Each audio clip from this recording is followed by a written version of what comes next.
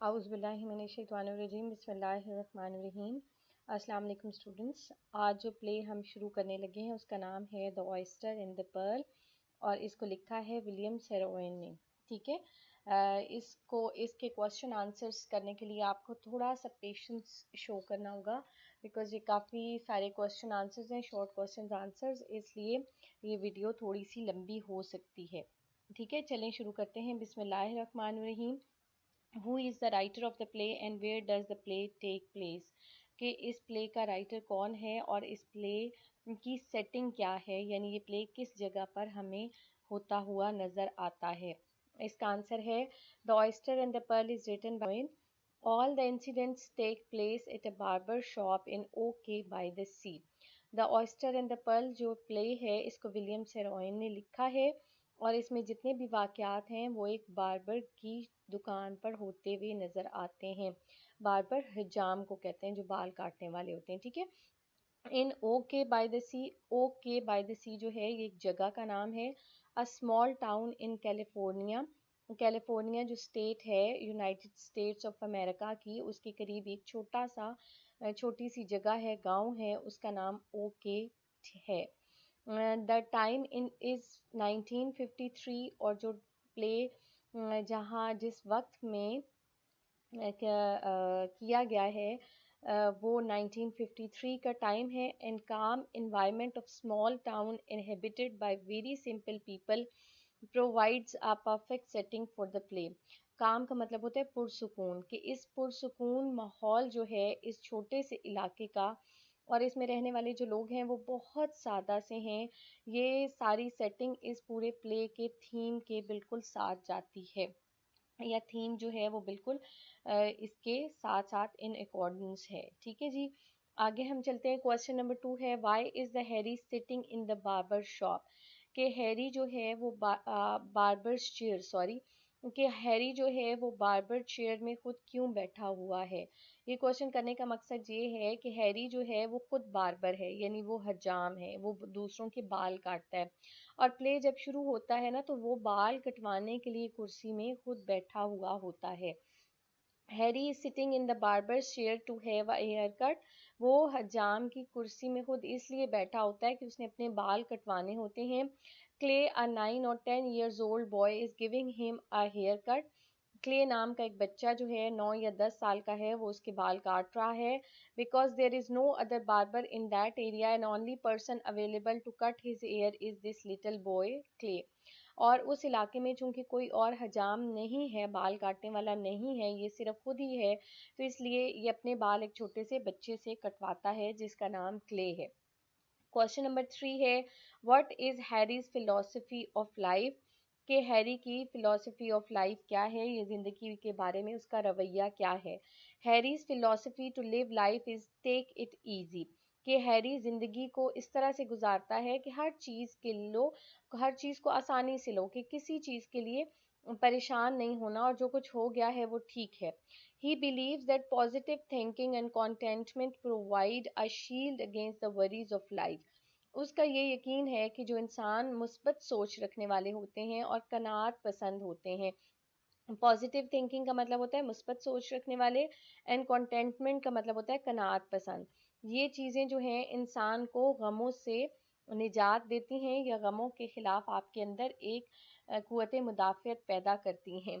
Question number 4 है जी, according to Harry how does one bring merriment to the tired old human heart. कि Harry के मुताबिक इंसान के तकलीफ दे जो दिल है उस में खुशी कैसे लाई जा सकती है। मेरीमेंट का मतलब होता है खुशी लाना। Harry says that one brings merriment to the tired old human heart by painting a picture, composing a symphony, writing a book and inventing a philosophy. Harry का ख्याल है कि अगर आप थके हुए इंसानों को खुश करना चाहते हैं तो आप कोई बहुत अच्छी सी पिक्चर पेंट कर दें या आप कोई बहुत अच्छा सा गाना बना लें। सिम्फनी साज और सुर को कहते हैं, कंपोज का मतलब होता है साज और सुर बनाना। राइटिंग अ बुक कोई अच्छी सी किताब लिख लें, एंड इन्वेंटिंग अ फिलोसफी या कोई ज़िंदगी गुजारने का बहुत अच्छा सा तरीका लोगों को बता दें। इन तमाम तरीक़ों से इंसानियत को खुश किया जा सकता है। क्वेश्चन नंबर 5 है when and for how much money did Harry bought this shop, but this shop नहीं है, बॉट, BOUGHT, बॉट आएगा यहाँ पे, ठीक है, बॉट दिस शॉप, कि कब और कितने पैसों में हैरी ने ये दुकान खरीदी थी। Harry had brought this shop, brought नहीं आएगा, अगेन यहाँ पे बॉट आएगा, ये राइटिंग में मिस्टेक्स हुई है। हैरी हैड बॉट, BOUGHT, इसमें आर एक्स्ट्रा है, आप इसको निकाल दें। Bought this shop, barber shop, 24 years ago, कि 24 साल पहले उसने ये दुकान खरीदी थी। ही पेड $75 फॉर इट, और उसने $75 के एवज ये दुकान जो है वो खरीदी थी, ठीक है। आगे हम चलते हैं। क्वेश्चन नंबर 6 है, how much Harry charge for a hair cut, के हैरी बाल काटने के कितने पैसे लेता है। Harry charges $1 for a hair cut, Harry जो है वो बाल काटने का $1 लेता है। But he often offers a discount and charges half और क्वार्टर ऑफ अ डॉलर, बहुत दफ़ा वो डिस्काउंट देता है लोगों को और आधा डॉलर भी ले लेता है, और बाज़ औक़ात $1 का चौथा हिस्सा यानी क्वार्टर भी ले लेता है। ही does not charge anything from clay because he is a poor boy, और वो क्ले से बिल्कुल पैसे नहीं लेता क्योंकि वो गरीब बच्चा है। इसका मतलब है कि उसके पास जिस तरह का कस्टमर आता है, उसके पास पैसे अगर नहीं होते तो वो बगैर पैसे लिए भी बालों की कटिंग कर देता है। क्वेश्चन नंबर 7 है, why does Clay need money, कि क्ले को पैसों की क्यों ज़रूरत थी। Clay needs money to bring his father home, Clay को पैसों की इसलिए ज़रूरत थी कि वो अपने बाप को घर वापस लाना चाहता था। He also wants to buy a present for his mother, वो अपनी माँ के लिए भी एक तोहफा खरीदना चाहता था। क्वेश्चन नंबर 8 है, what has happened to Clay's father, कि क्ले के बाप को क्या हुआ है। Clay's father has quarreled with his wife and left home without telling anyone where he is going and when he will come back. कि Clay के बाप का अपनी बीवी के साथ यानी क्ले की माँ के साथ झगड़ा हुआ, क्वारल का मतलब होता है झगड़ा होना, एंड लेफ्ट होम, और वो घर से चला गया, विदाउट टेलिंग, उसने किसी को ना बताया, वेयर ही इज गोइंग, कि वो कहाँ जा रहा है, and when will he come back, और वो कब वापस आएगा। His poverty becomes the cause of conflict with his wife, उसकी जो गुर्बत है उसकी वजह से उसकी बीवी से उसके झगड़े होते थे। His failure to provide for his family often results in their fight, और वो अपने घर वालों को के खर्चे पूरे करने में ज़ाहिर कामयाब नहीं था, तो इस वजह से उनके आए दिन उसके घर वालों के साथ अपने झगड़े होते थे। क्वेश्चन नंबर 9 है जी, why does Clay want to put in the what does Clay want to put in the local newspaper, कि क्ले जो है वो लोकल न्यूज़पेपर में यानी उस इलाके में जो अखबार छपता था उसमें क्या इश्तिहार देना चाहता था। He wants to put an ad in the local newspaper, वो एक उस इलाके में छपने वाले अखबार में ये इश्तिहार देना चाहता था, सो दैट हिज फादर में read it and come back home, ताकि उसका बाप वो इश्तिहार पढ़ ले और घर वापस आ जाए। क्वेश्चन नंबर 10 है, who is Miss Macutan, how does she feel about her job, और मिस मैक्यूटन जो हैं वो कौन हैं और वो अपनी जॉब के बारे में क्या फील करती हैं। Miss Macutan is a new teacher in the town, वो इस इलाके में आने वाली नई स्कूल की टीचर हैं। She is not satisfied with her job, और वो अपनी जॉब से बिल्कुल भी मुतमईन नहीं थी। She finds her job not easy because the children of okay by the sea do not pay attention to their studies, और उसको अपनी जॉब इसलिए आसान नहीं लगी थी क्योंकि उस इलाके में रहने वाले बच्चे जो थे वो पढ़ने पे बिल्कुल तवज्जो नहीं देते थे। They are rude and unruly, वो बदतमीज़ भी थे और बात भी नहीं सुनते थे। क्वेश्चन नंबर 11 है जी, what is Miss Macutan looking for, कि वो क्या देखना चाह रही थी उस इलाके में, क्यों थी वहाँ पर। She is looking for a chance to teach, वो इस इलाके में पढ़ाने के लिए आई थी और ज़ाहिर है वो पढ़ाना चाह रही थी। She feels that the children of the town do not care about their studies, और उसको लगता था कि उस इलाके के बच्चे जो हैं वो अपनी पढ़ाई पर तवज्जो नहीं देते। Their only interest is games and sea, उनके सिर्फ जो दिलचस्पी का महवर था वो समंदर उस इलाके में पाया जाने वाला था और खेलें थीं। Moreover all of them are unruly, और मज़ीद ये कि वो बच्चे जो हैं अनरूली थे यानी बदतमीज़ थे, बात नहीं सुनते थे। क्वेश्चन नंबर 12 पे आते हैं जी, what kind of hair cut does Miss Macutan want, और बार्बर की शॉप पे मिस मैक्यूटन आती हैं तो वो क्या कहती हैं कि मुझे किस तरह के बाल कटवाने हैं। Miss Macutan want to have a poodle hair cut, और वो अपने पूडल हेयर कट यानी ये बालों के एक खास तरह के हेयर स्टाइल का नाम है, वो कटवाना चाहती थी। Actually she is determined to teach in the town. हकीकत में उन्होंने इरादा कर लिया था, यानी उस खातून ने इरादा कर लिया था कि वो इस इलाके में रहेगी और बच्चों को पढ़ाएगी। and for this purpose she wants to fit into the local scene by changing her appearance। और इसी वजह से वो उस इलाके की औरतों के जैसी होना चाहती थी, वैसी लगना चाहती थी, ताकि बच्चे उसकी बात सुनना शुरू कर दें। क्वेश्चन नंबर 13 है, can Harry give a poodle hair cut? क्या हैरी को पूडल हेयर कट देना आता था, यानी वो इस तरह के बाल काट सकता था?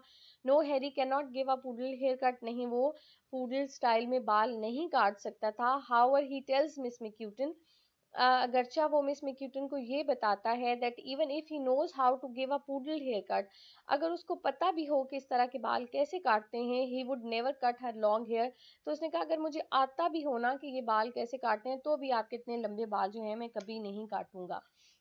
क्वेश्चन नंबर 14 है, why did Miss Macutan want to change her appearance? कि वो अपनी ज़ाहिरी सूरत क्यों तब्दील करना चाहती थी जो उस इलाके में टीचर आई थी। Miss Macutan thinks that a poodle hair cut will make her rather plain and less pretty. उनका ख्याल था, यानी उस टीचर का ख्याल था कि अगर मैं अपने बाल सादा कटवा लूँ तो मैं बहुत सादी लगूंगी और मैं ज़्यादा खूबसूरत भी नहीं लगूंगी। It will make her fit in to the local scene at okay by the Sea, तो मैं उस इलाके के रहने वाले लोगों की तरह लगूंगी। That is why she want to change her appearance, इसी वजह से वो अपनी अपेयरेंस तब्दील करना चाहती थी, ज़ाहिरी सूरत तब्दील करना चाहती थी। उसका ख्याल था कि शायद बच्चे जो हैं वो मुझे एक छोटी उम्र की लड़की समझ के मेरे से मजाक करते हैं, या मुझे मजाक समझते हैं, मेरी बात को सीरियस नहीं लेते। तो अगर मैं सिंपल और डिसेंट नजर आऊंगी तो लोग शायद मेरी बात सुनना शुरू कर देंगे। क्वेश्चन नंबर 15 है, where has Clark Labre gone? How did he get to Okay by the Sea? कि क्लार्क लैबरे जो कि क्ले का बाप है वो कहाँ था और वो ओके बाय द सी में कैसे आया? Clark Labre has quarrelled with his wife and left home, उसका अपनी बीवी से झगड़ा हुआ था और वो घर से जा चुका था।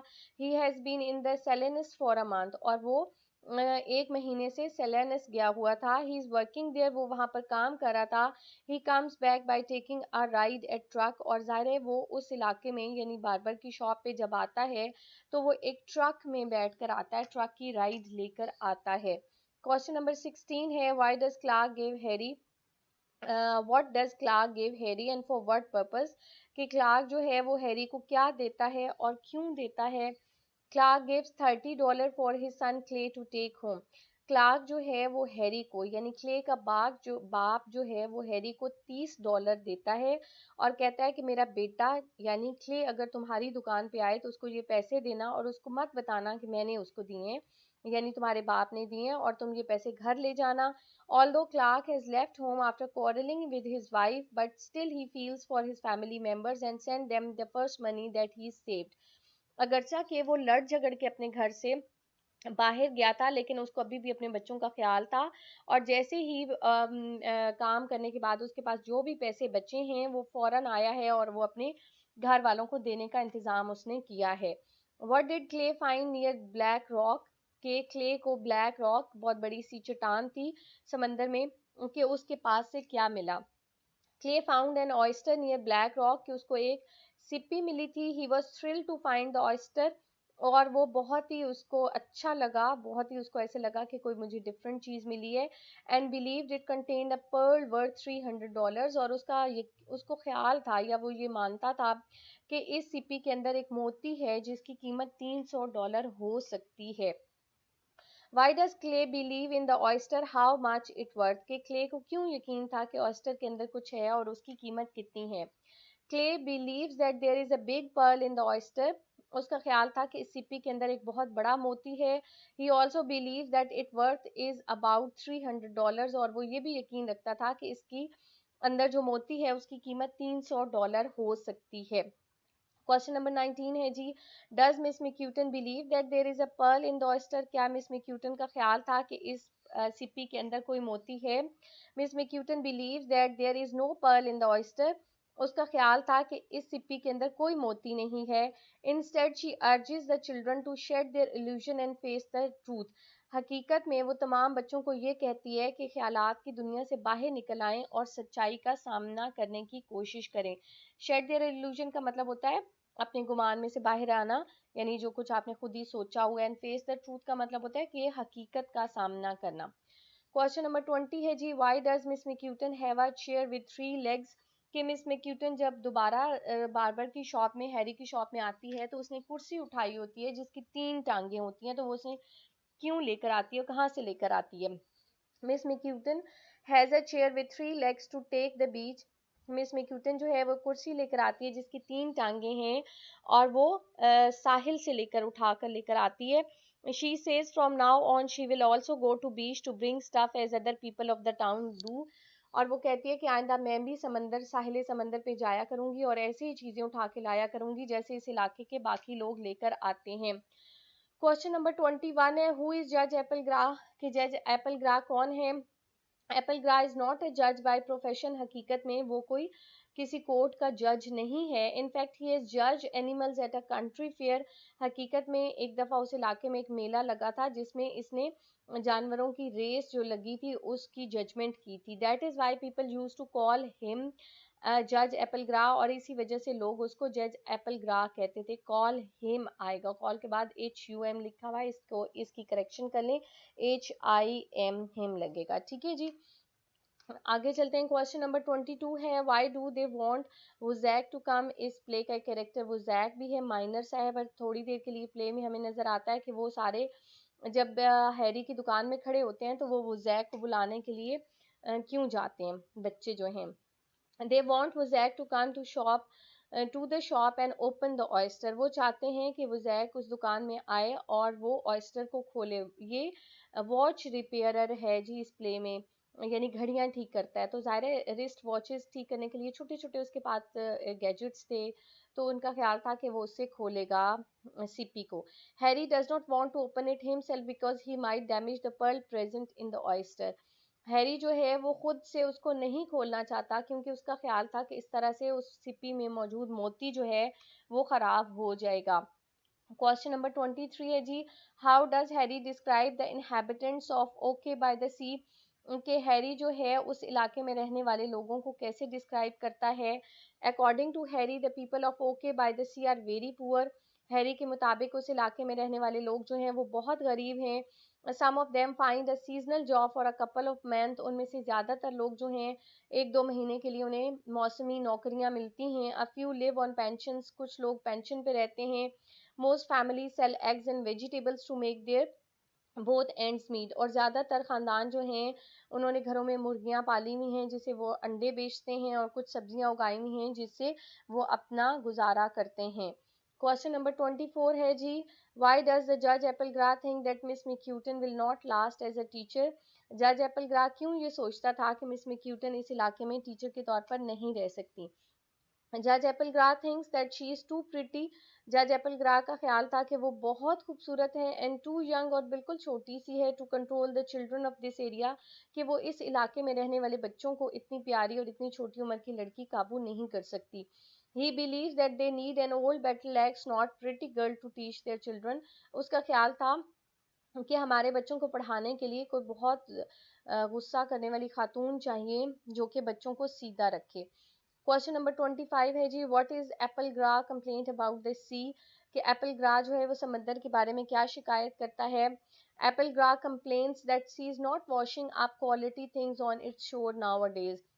जज एप्पल ग्रा कहता है कि समंदर आजकल वैसी चीजें बहा के अपने साहिल पे नहीं लेकर आता आजकल। He says it is hard to find something worth taking home. और उसका ख्याल था कि ऐसी कोई चीज नहीं लहरों के साथ बह के आती जो कि आप उठा के अपने घर लेकर जा सकते हो। क्वेश्चन नंबर 26 है, what kind of gadget does the writer describe? कि इस प्ले में जो राइटर हमें नजर आता है उस वो किस तरह के एक छोटे से पुर्जे या आले का जिक्र करता है, वो क्या है? The writer tells Harry about a gadget like a safety razor with which anybody can give a hair cut.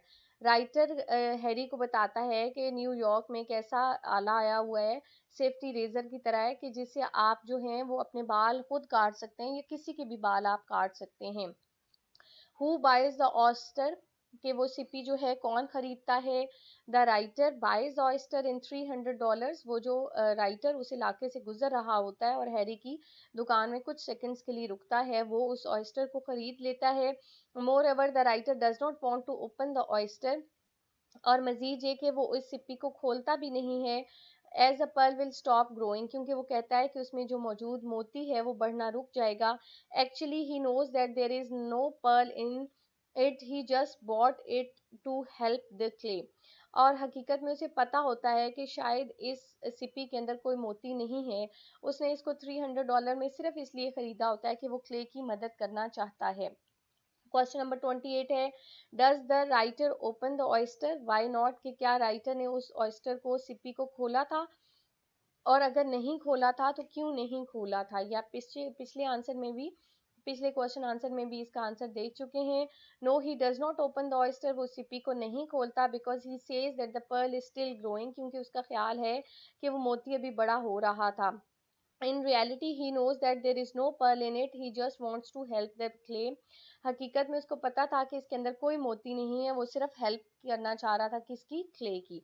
Question number 29 है जी, why does Clark library return, Clark library क्यों वापस आता है। क्लार्क कौन है जी, क्ले का बाप है। Clark library returns because he reads the ad which Clay puts in the local newspaper. Clark library इसलिए वापस आता है कि उसने अखबार में वो इश्तिहार देख लिया होता है जो कि उसके बेटे ने उसकी गुमशुदगी कर दिया होता है। He is moved by the innocent reassurance of his son and decide to come back to his loved ones। और उसका उसका दिल बहुत पसीज जाता है अपने बच्चे के वो रिमार्क सुन के कि हाँ बाबा हम आपको मिस कर रहे हैं, अब घर वापस आ जाएं और हम सब मिलके फिशिंग पे जाएंगे, और इस तरह का वो एड न्यूज़पेपर में लगवाता है। ठीक है, तो वो उसका ख्याल होता है कि मैं अब घर वापस आ जाता हूँ। क्वेश्चन नंबर 30 है, what does the writer do with the oyster, कि राइटर ऑयस्टर के साथ क्या करता है। The writer holds the oyster in front of him as if it were an egg. Writer जो है वो उसको ऑयस्टर को अपने हाथ में ऐसे पकड़ के देखता है कि जैसे उसने छोटा सा अंडा उठाया हुआ है। He looks at it carefully, वो उसको बहुत ध्यान से देखता है। Then he puts it in his pocket, और फिर उसको अपनी जेब में डाल लेता है। क्वेश्चन नंबर 31 है, who is the writer of the play the oyster and the pearl. The writer कौन है इस प्ले का। William Saroyan is the writer of the play the oyster and the pearl, की विलियम सेरोइन नाम है जी इसके writer का। Question number 32 है, give a short description of Harry Van Dusen's barber shop.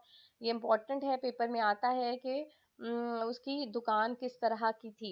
It is an old fashion shop crowded with stuff that is not usually found in the barber shop, कि एक पुरानी तर्ज की दुकान थी जिसके अंदर ऐसी चीज़ें पाई जाती थीं जो कि आम तौर पर बार्बर की हजाम की दुकान में नहीं होती।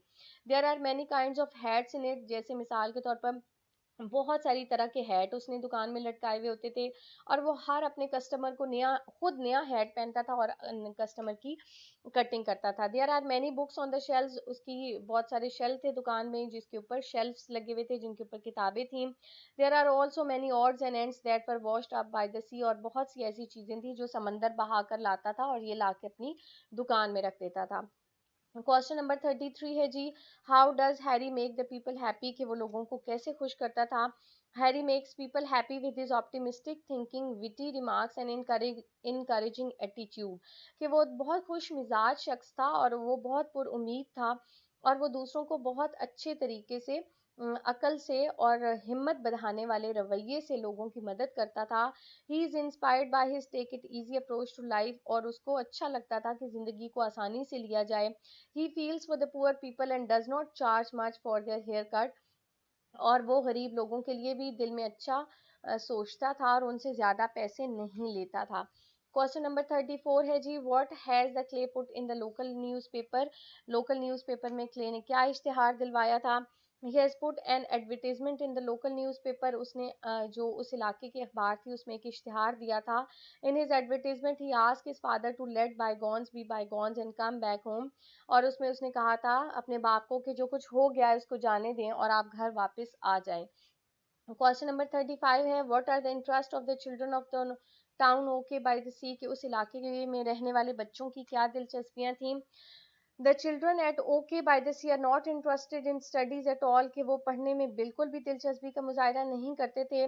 दे play games and go to beach to bring different things washed up by the sea, और वो हर वक्त खेलते रहते थे, साहिल पे चले जाते थे और समंदर जो कुछ बहा के लाता था वो चीज़ें उठा के घर ले आते थे। क्वेश्चन नंबर 36 है जी, why does Harry forbid the girl to whisper? और हैरी उस लड़की को यानी मिस मैक्यूटन जो इस इलाके की टीचर है उसको क्यों मना करता है कि आप सरगोशियां ना करें?